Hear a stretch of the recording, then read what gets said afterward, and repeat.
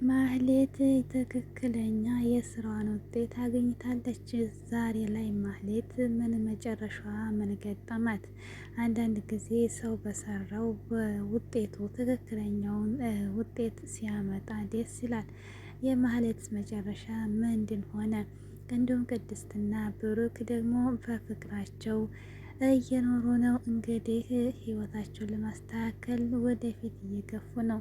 መድብል ደግሞ ከነዝና ጋር ያለውን ክርክር እንዴት አደረገው? አሰላሙ አለይኩም ወራህመቱላሂ ወበረካቱ። ውድ ቤተሰቦች እንዴት ናችሁ? ከኔ ጋር ሁሉ ሰላም አልሐምዱሊላህ። በያላችሁበት ሰላማችሁ ብዝት ይበል። ሰብስክራይብ ላይክ እያደረጋችሁ አበረታቱ። ለምታበረታቱ አመሰግናለሁ። እንግዲህ ብሩክና ቅድስት ለመጋባት ሽር እንግዲህ እያሉ ነው ማለት ነው። አሁን ላይ በጣም ተግባብተው ፍቅራቸውን በደስታ እየኖሩ ይገኛሉ ማለት ነው።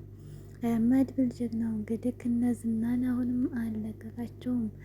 እንደውም ደግሞ በጣም ደስ የሚለው ነገር ስንመኘው የኖር ነው እንግዲህ የማህሌት መጨረሻ ነው።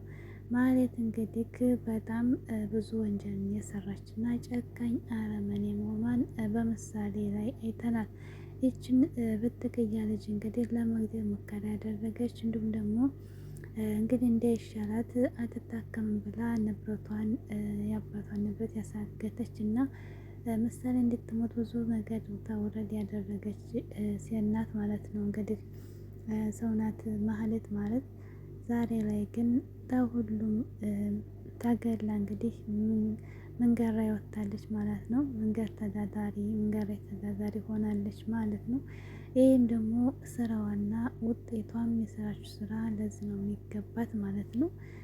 ማህሌት እንግዲህ ዝናም ማግቷት ነበርና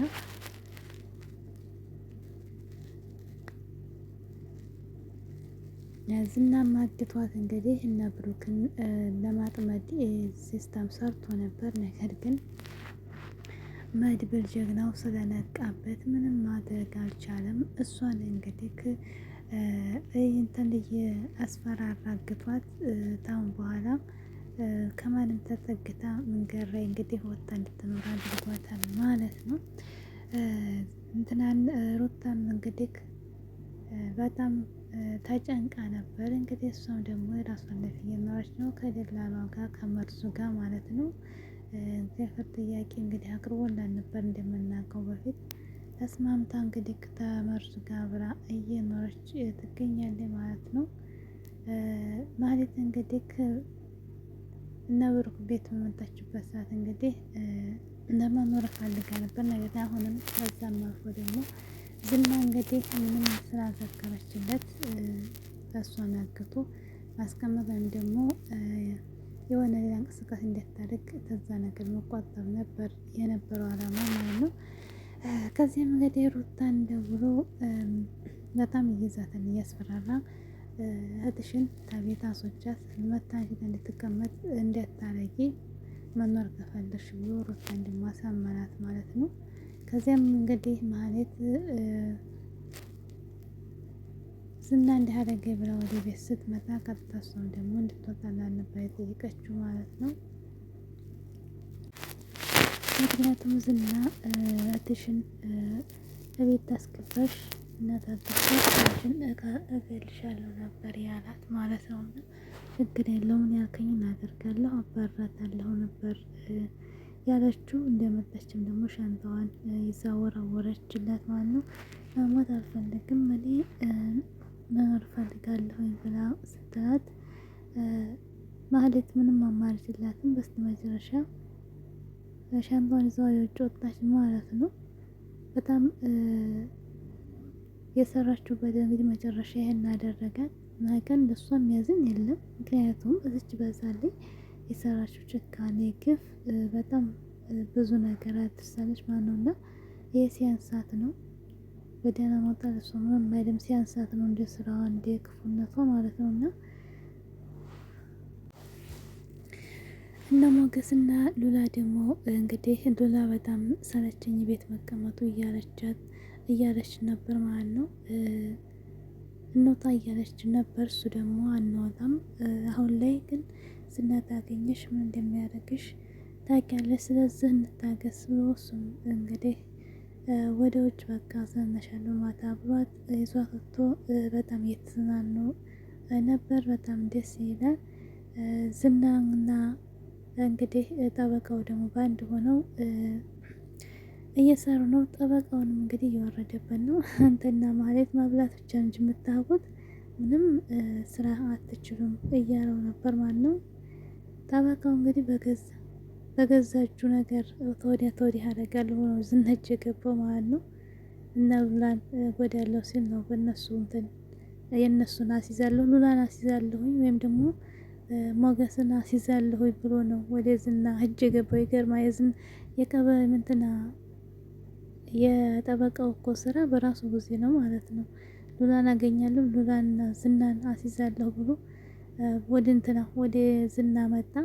ከዛ ዝና ደግሞ በእጁ አድርጎ የሚፈልገውን ስራ እያሰራው ነው ማለት ነው። እና አንዳንድ ጊዜ በማያገባን ነገር መግባትና መጥፎ ነገር ስናስብ ሰዎች እኛ በእኛ ላይ ምን ይመጣል ማለት አለብን። በእኔ ላይ ነገር ምን ይመጣ ብላ አለች ማለት በምሳሌ ላይ እንደዛ ብዙ ነገር ስትመኝ ማለት ነው።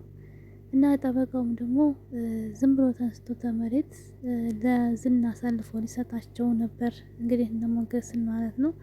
ሄዶ ለመስጠት ስል እነሱን ጎዳለሁ ብሎ ሄዶ ተስማማ ማለት ነው ከዝና ጋር። ዝና ደግሞ አሁን ላይ መጠቀሚያ አድርጎታል ማለት ነው።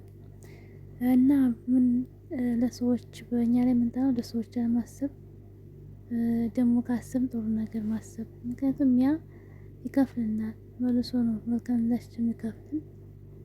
መጥፎ ነገር ግን ካሰብን ያው ትንሽ ከባድ ነው።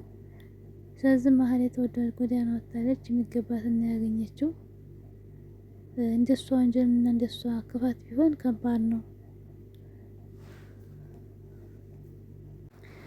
እንግዲህ ሞገስና ሉላዬ ወደ ውጭ ማታ ሰዓት ወጥተው ሲዝናኑ ምግብ የተራረፈ ይዘው እንግዲህ ለምስኪን ሊሰጡ እየተዝናኑ መንገድ ላይ አስፋልት ዳር ነበርና አጋጣሚ ፌስታውን ወይም ምግቡን ኖር ታደረገ በኋላ እንደዚህ ሲያይ እየተቀመጠችው ማህሌት ነበረች ማለት ነው።